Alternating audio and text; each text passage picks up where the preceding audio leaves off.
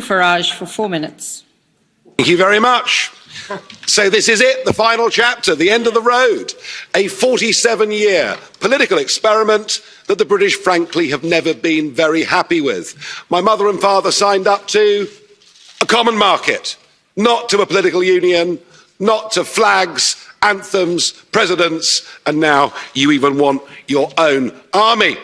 For me, it's been 27 years of campaigning and over 20 years here in this Parliament. I'm not particularly happy with the agreement we're being asked to vote on tonight, but Boris has been remarkably bold in the last few months, and Ms von der Leyen, he's made it clear, he's promised us there'll be no level playing field. And on that basis, I wish him every success in the next round of negotiations, I really do. But the most significant point is this. At 11 p.m. this Friday, the 31st of January 2020, marks the point of no return.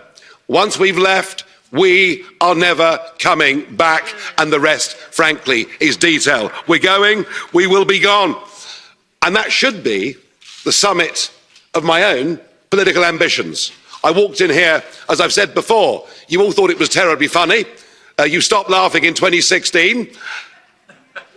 But my view has changed of Europe since I joined. In 2005, I saw the constitution that had been drafted by Giscard and others. I saw it rejected by the French in a referendum. I saw it rejected by the Dutch in a referendum.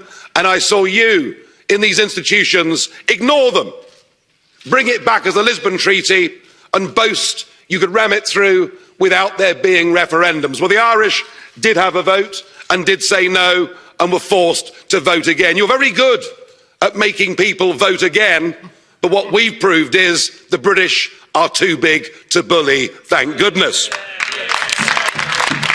So I became an outright opponent of the entire European project. I want Brexit to start a debate across the rest of Europe. What do we want from Europe? If we want trade, friendship, cooperation, reciprocity, we don't need a European Commission. We don't need a European Court. We don't need these institutions and all of this power. And I can promise you, both in UKIP and indeed in the Brexit Party, we love Europe. We just hate the European Union. It's as simple as that. So I'm hoping this begins the end of this project. It's a bad project.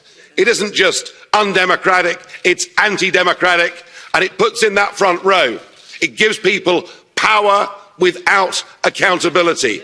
People who cannot be held to account by the electorate. And that is an unacceptable structure. Indeed, there's an historic battle going on now across the West, in Europe, America, and elsewhere. It is globalism against populism. And you may loathe populism, but I tell you a funny thing, it's becoming very popular. And it has great benefits. No more financial contributions, no more European Court of Justice, no more common fisheries policy, no more being talked down to, no more being bullied, no more Guy Verhofstadt. I mean, what's not to like? I know you're going to miss us. I know you want to ban our national flags, but we're going to wave you goodbye. And we'll look forward in the future to working with you as sovereign. If you disobey the rules, you get cut off. Could we please remove the flags? Mr. Farage, could we remove the flags, please? That's it, it's all over. Finished. We've gone. Could I please ask for quiet?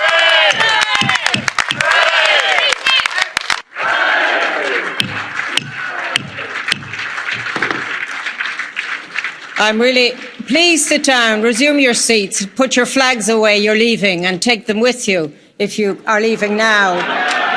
And goodbye.